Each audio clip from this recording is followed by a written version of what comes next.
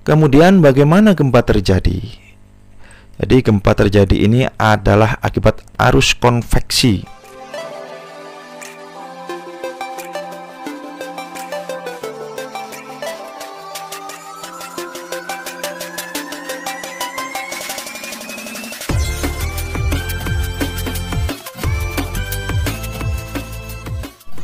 Assalamualaikum warahmatullahi wabarakatuh. Kali ini kita akan membahas tentang seisme atau gempa bumi. Ini merupakan materi lanjutan dari pertama tektonisme, vulkanisme, dan sekarang kita masuk ke materi seisme atau gempa bumi. Jadi sebenarnya gempa bumi ini ya, pertama adalah gempa akibat runtuhan. Nah, biasanya ini akibat bencana longsor. Longsor itu adalah perpindahan massa tanah atau batuan dalam kurun waktu yang singkat dan dalam jumlah yang besar. Jadi perpindahan tanah yang sebanyak itu jelas menimbulkan getaran. Tentu gempa akibat runtuhan ini tidak terlalu berbahaya ya gempanya, tapi justru yang berbahaya adalah runtuhannya atau longsorannya itu sendiri. Yang kedua adalah gempa akibat aktivitas vulkanik.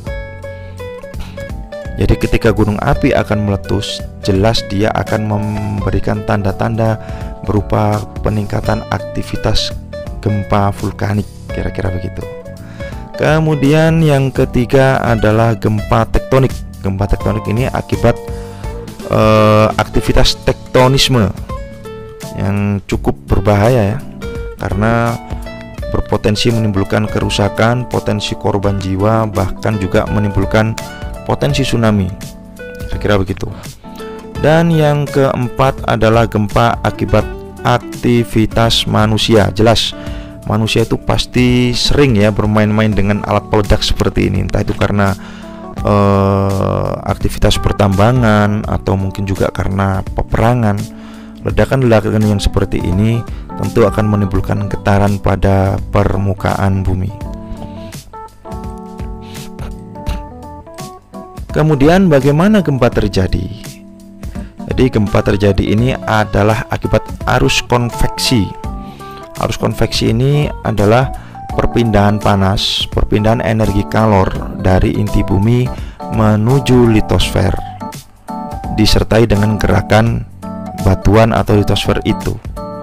Jadi perpindahan panas dari inti menuju litosfer, kemudian penerimaan panas ini disertai gerakan. Jadi litosfer menerima panas, dia sambil melakukan gerakan. Gerakannya tidak terlalu cepat, sekitar 6 cm per tahun ya. Tapi karena ini panas merupakan sebuah energi, ketika energi ini terakumulasi dan dilepaskan, maka terjadilah gempa bumi. Kira-kira begitu ya, penyebab terjadinya gempa bumi. Kemudian karakteristik gempa. Gempa ini merupakan satu-satunya bencana yang tidak terdeteksi oleh manusia dan alat secanggih apapun. Tentu berbeda ya dengan yang kita lihat, ada banjir bisa dideteksi dengan tinggi air sungai.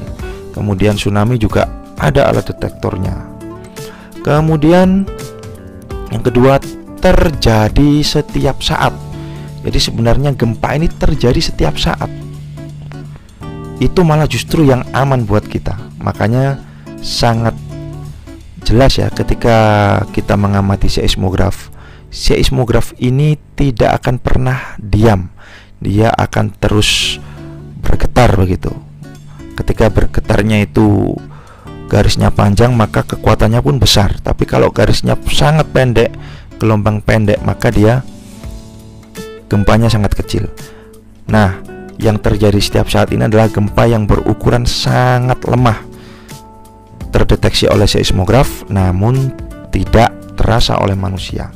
Justru kalau seismograf ini diam beberapa hari begitu akan sangat menakutkan, karena ketika terakumulasi dalam jumlah besar dan dilepaskan energi itu, kekuatan magnitudenya pun akan berdampak sangat luar biasa bagi kehidupan di atas permukaan bumi.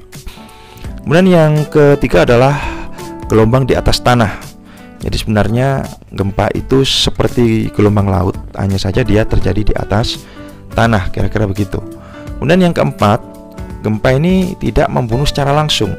Artinya kalau kita berada di atas tanah yang lapang, terjadi gempa yang sangat kuat sekalipun tidak akan mengancam nyawa kita. Justru yang membunuh dan berpotensi menghilangkan nyawa manusia itu adalah reruntuhan bangunannya. Jadi gempa di dalam bangunan kita harus segera keluar, karena kalau kita terkena runtuhan bangunan sangat berpotensi kehilangan nyawa kita. Nah, ini kira-kira ya. Jadi yang sebenarnya berbahaya itu reruntuhan gempanya. Jadi gempa ini tidak membunuh secara langsung, tapi melalui reruntuhan bangunan, kira-kira begitu.